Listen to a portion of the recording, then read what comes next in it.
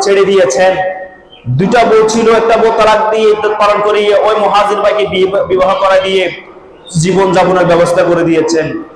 ব্যবসা করতেন, কৃষি কাজ করতেন, কৃষি ফল ফসল আদি বাগান থেকে তুলে মুহাজির ভাইকে দিতেন, আপনি ব্যবসা করেন, আপনি আমাকে মূলধন দেন, আপনি লভ্যাংশ দিয়ে আপনার জীবন পরিচালনা করেন। সুবহানাল্লাহ। যাদের ত্যাগ, যাদের অবদান ইসলামে অনন্য, আমার আল্লাহ সেই জন্য বলেন ওয়াল্লাযীনা তাবাউহুম বিইহসান। দুনিয়ার মধ্যে যদি সুন্দরভাবে আল্লাহর সন্তুষ্টি অর্জনের মাধ্যমে পৃথিবীর জমিনে থাকতে চান, আল্লাহর কল্যাণ কামনা করেন, আমার আল্লাহ বলেন ওই আনসার এবং মুহাজিরদেরকে সুন্দরভাবে অনুসরণ করতে হবে। অনুসরণ করলে কি হবে?